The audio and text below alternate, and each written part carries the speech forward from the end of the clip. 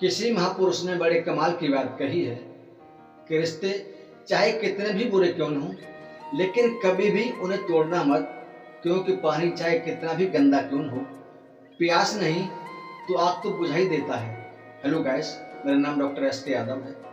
आज के परिदृश्य में एक सुंदर कहानी। एक बार एक हंस और हंसनी हरिद्वार के सुरम्य वातावरण से भटकते हुए उजड़े वीरान और रेगिस्तान के इलाके में आ गए। हंसनी ने हंस से कहा कि किस उजड़े इलाके में आ गए, यहाँ न तो जल है और न जंगल और न ही ठंडी हवा है, यहाँ तो हमारा जीना मुश्किल हो जाएगा। भटकते भटकते शाम हो गई तो हंस ने हंसनी से कहा कि किसी तरह आज की रात बिता लो, सुबह हम लोग हरिद्वार लौट चलेंगे। रात हुई तो जिस पेड़ के नीचे हंस और हंसनी रुके थे उस पर एक उल्लू बैठा। वह जोर से चिल्लाने लगा। हंसनी ने हंस से कहा, अरे यहाँ तो रात में हम सो नहीं सकते, ये उल्लू चिल्ला रहा है। हंस ने फिर हंसनी को समझाया कि किसी तरह आज की रात काट लो, मुझे अब समझ में आ गया है कि ये इलाका उजाड़ और वीरान क्यों है। ऐसे उल्लू जिस इलाके में रहेंगे वो तो वीरान और उजाड़ रहेगा ही। पेड़ पर बैठा उल्लू दोनों की बातें सुन रहा था। सुबह हुई, उल्लू नीचे आया और उसने कहा कि हंस भाई, मेरी वजह से आपको रात में जो तकलीफ हुई है उसके लिए मुझे माफ कर दो। हंस ने कहा, कोई बात नहीं भाई, आपका धन्यवाद। यह कहकर हंस जैसे ही अपनी हंसनियों को लेकर आगे बढ़ा तो पीछे से उल्लू चिल्लाया, अरे हंस भाई, मेरी पत्नी को लेकर कहाँ जा रहे हो? हंस चौंका। उसने कहा, आपकी पत्नी?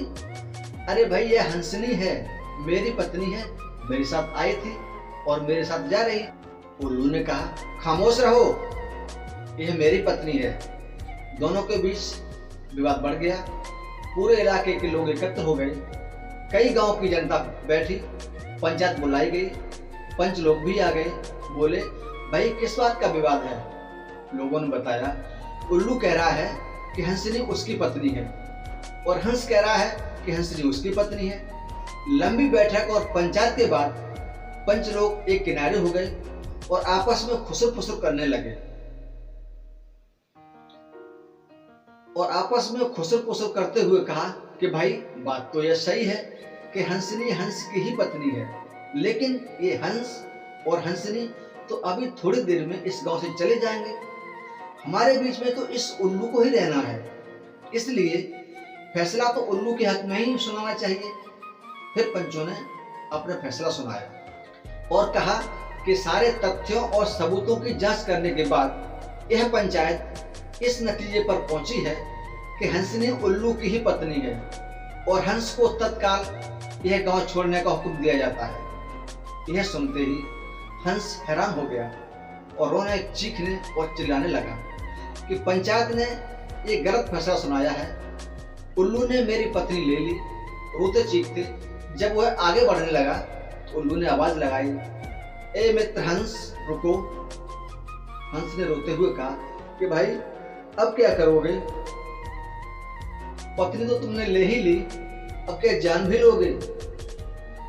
उल्लू ने कहा, नहीं मित्र, ये हंसनी आपकी पत्नी थी, है और रहेगी, लेकिन कल रात जब मैं चिल्ला रहा था तो आपने अपनी पत्नी से कहा था कि यह इलाका उजड़ा और वीरान इसलिए है क्योंकि यहाँ उल्लू रहता है। मित्र, ये इलाका उजड़ा और वीरान इसलिए नहीं है कि यहाँ उल्लू रहता है, यह इलाका उजड़ा और वीरान इसलिए है क्योंकि यहाँ पर ऐसे पंच रहते हैं जो उल्लुओं के हक में फैसला सुनाते हैं।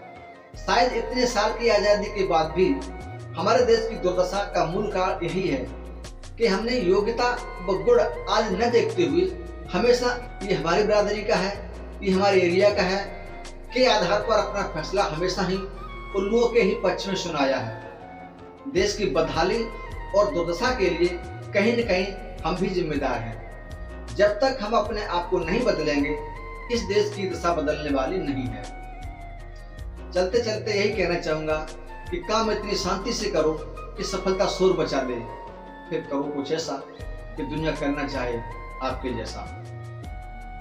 यह कहानी आपको पसंद आई हो तो लाइक, सब्सक्राइब और कमेंट में जरूर लिखें। हमारे YouTube channel happy life doctor SK Yadav पर देखिए हर रोज एक नई कहानी।